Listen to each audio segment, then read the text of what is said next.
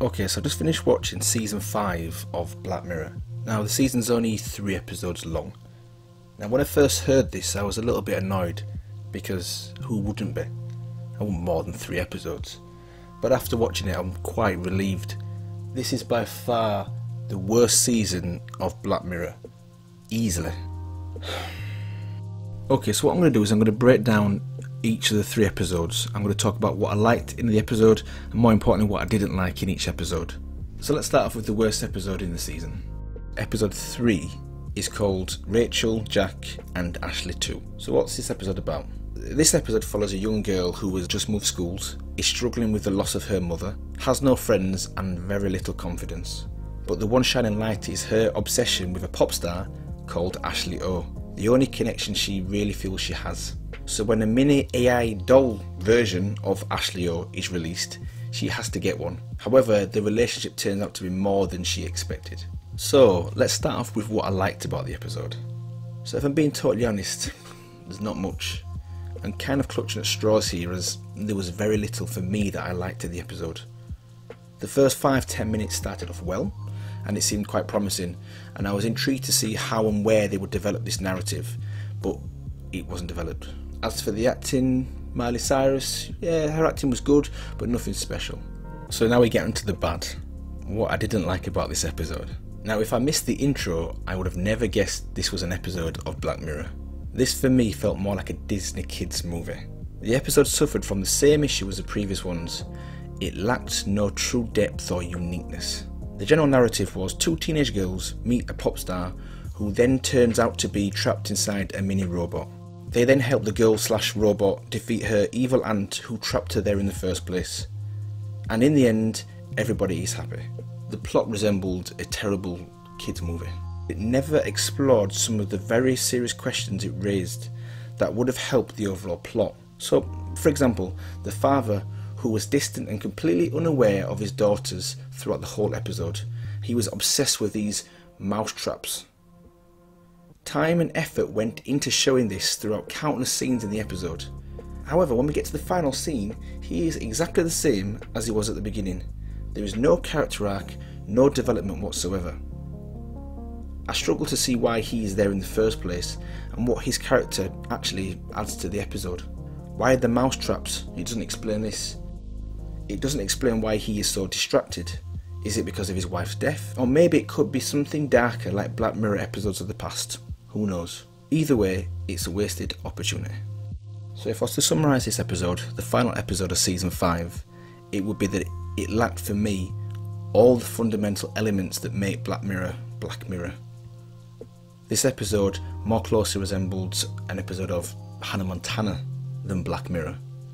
Its narrative seemed lazy and had no real depth.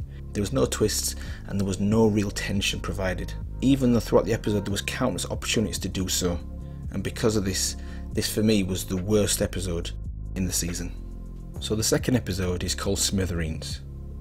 Now this episode attempts to explore the dangerous cocktail between technology and social media. This episode follows a man who became addicted to social media and how this addiction created unforeseen consequences. So let's start off with what I liked about the episode. Now one of the things was the ending. Not only was it left open to who was actually killed in the final scene, but it also highlighted the impact that it has on us relative to the person involved. You see, to the main character, everything over the past few years and the pain that he had suffered boiled down to this very moment. His desire to be heard and forgiven. It was what had kept him alive, and once he had expressed this pain, there was nothing left to live for. I like how at the end it shows that it makes it into people's news feeds just for a second, and then it was gone.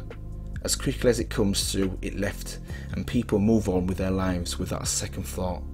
Someone's full life story, their pain, their last moments are just a blip on a news feed radar. As for the acting was okay throughout, with Andrew Scott being the standout. He was able to portray a broken and desperate man, crushed by his guilt due to the death of his fiancée. Now let's get into what I didn't like about the episode. One of the issues from the previous episode, episode 1, was the pacing. The first half was way too slow and could have been condensed. And as mentioned before, this would have allowed for the exploration of more interesting concepts. The same can be said, but to a greater extent for this episode. But that wasn't his biggest problem. A weak plot was. The episode consisted of a man who had lost his fiancée in a road accident due to using his phone while driving. He then blames the app that he was looking at because it was too addictive. He then decides to kidnap an employee of said company and hold them ransom until he speaks to the boss of the company. The grand finale is a monologue with the boss before attempting to kill himself. The ideas that he tries to bring to light about social media are nothing new and have been explored countless times before. However, if this was to be the theme, the narrative needed to be much better. His rationale to justify his actions seemed ridiculous. He is irresponsible while driving. As a result, he kills his fiancée and then illogically attempts to somehow blame the app that he decided to use while driving. There is an attempt to portray this complex character, but I never felt fully engaged or fully sympathetic to his cause. Now, don't get me started on the police, who in this episode are completely useless. Now, I think part of that's intentional to show the actual power of social media and how it has grown to a point where it has more control, it has more knowledge than even the government and the police force. But the lack of information they had on the suspect was just embarrassing. And I mean, even their ability to handle the situation, such as the negotiator or even the snipers, all it does is it just distracts from any scene that they're in. And unfortunately, they're in quite a lot in this episode. No clear shot yet. Hostage is directly behind the gunman. So if I was to summarise this episode, episode 2, Smithereens, it would be that it attempts to show us the dangers that social media poses to society.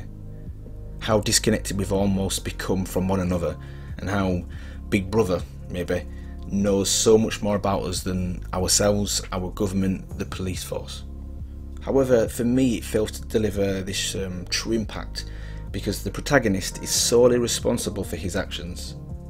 The consequences of these are solely his to bear. What we get in this episode is an attempt to blame social media for his loss, and in this, the greater message, the more important message, gets lost. The underlying concept was good, but the packaging was terrible. So the first episode in this season is called Striking Vipers. So if I was to summarise in one sentence what this episode's about, it would be that two estranged college friends reunite later on in life, and this reuniting triggers a series of events that could change their lives forever. So out of the 3 episodes within the season, this is my personal favourite. Okay, so first let's start off with what I liked about the episode. So the acting from the cast is excellent. Danny, who was played by Anthony Mackie, the main character, delivers a strong performance. I also think his friend Carl, who was one of the stars in Aquaman, starring as Black Manta, also delivered a convincing performance, almost as a friend who never fully grew up. However, the standout for me was Theo in the episode, who was played by Nicola Berry. Her acting was great throughout the whole episode, and her restaurant scene was for me the standout. The virtual reality aspect of the episode was also very fascinating. It reminded me of the first episode of the previous season, USS Callister, which was one of my favourites. I like how it was able to clearly show the link between the two, the real and the virtual, and how they affect each other for better or for worse. The questions that it raised and how it was able to do this was interesting. You see, as technology improves, our future might not be too dissimilar from this episode, and as a result we might have to confront some of the same questions the characters in this episode faced. So let me talk a little bit about what I didn't like in the episode. Now, the main thing for me was the pacing. The actual first half an hour, maybe 20 minutes, was way too slow. Now, this section could have been condensed easily and maintain the same amount of information. Now, I think this would have been a good idea, as it would have allowed more time to develop the more interesting concepts that were raised later on in the episode. There were some attempts at twists and turns along the way, but it all seemed to move along way too slowly. The theme of the episode was unconventional, which is good. This is Black Mirror, and that in itself should have kept me engaged, but I found at times drifting off due to the way that things actually played out.